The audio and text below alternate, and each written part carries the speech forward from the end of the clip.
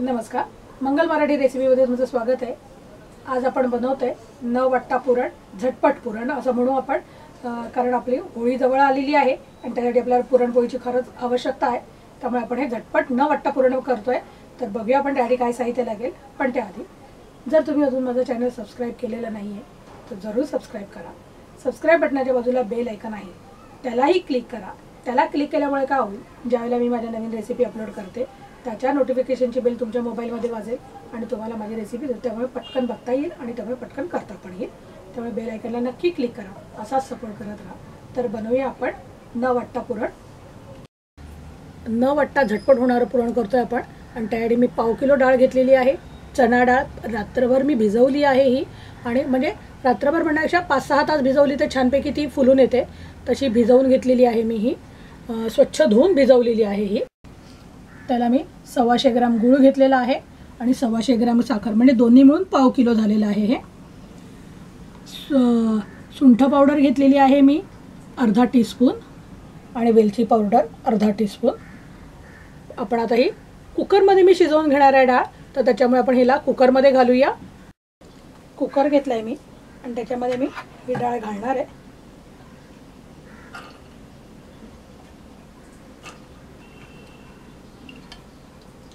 पाण्यासहित घालणार आहे आणि आपली डाळ शिजली पाहिजे।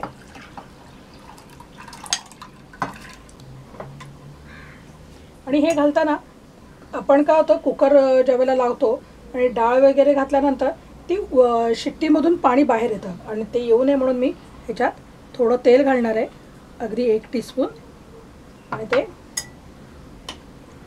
मिक्स करून घ्यायचं। झाकण लावायचं, जाऊन लावूया।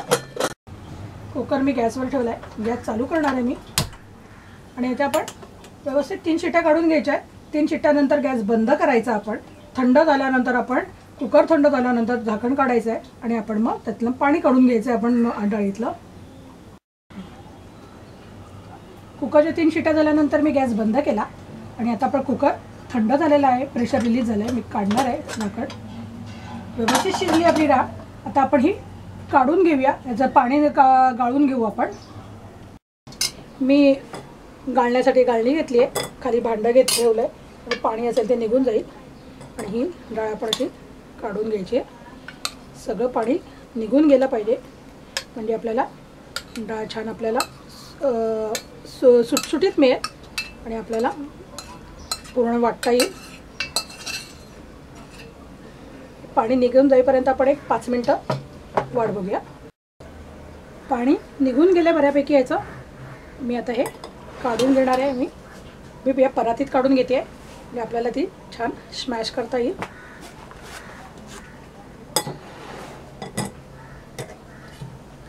आणि मी हे आपला हा पोटॅटो स्मॅशर असतो त्याने करणार आहे। व्यवस्थित अशी मऊ शिजल्यामुळे ही पटपट स्मॅश होईल।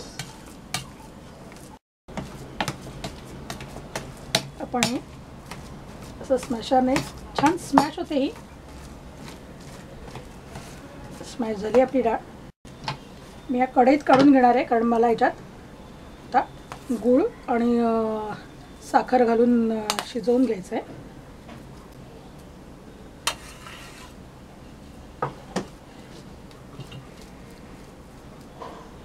याच्यात मी आता गूळ आणि साखर घालून घेणार आहे। गूळ आपण घेतलेला आहे 125 ग्रॅम, ते घालणार आहे आणि साखर एकत्र करून घ्यायचं आहे। आणि हे आता आपण व्यवस्थित एकजीव होईपर्यंत शिजवून घेणार आहोत। गॅस चालू केला आहे मी, कढई गॅसवर ठेवली आहे। हे व्यवस्थित मिक्स करून घ्यायचं आहे आपल्याला आणि गूळ आणि साखर त्याच्यात विरघळवून घ्यायची आहे।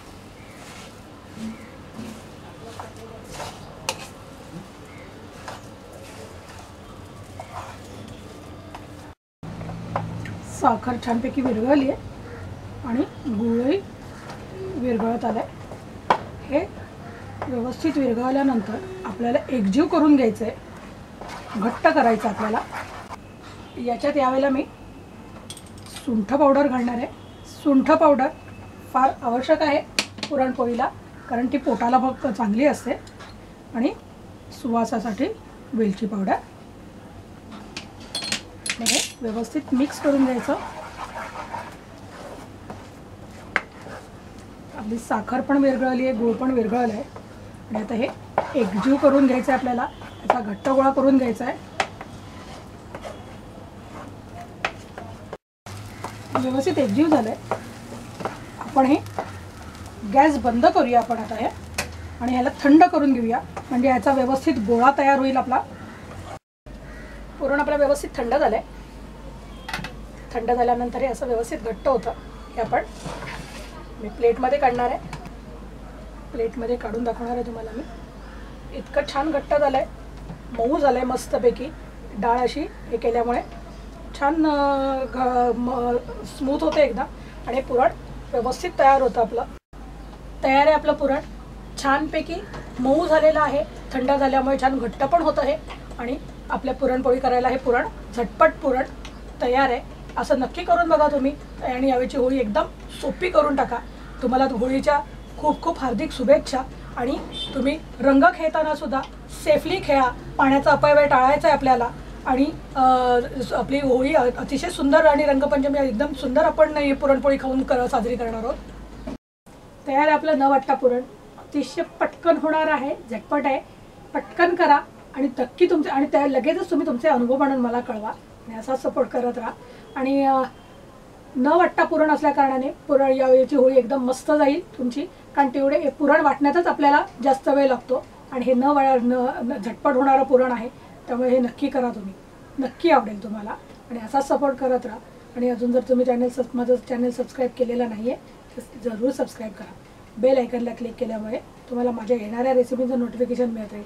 माझ्या रेसिपीना असेच लाईक देत राहा, त्यांना असेच शेअर करत राहा.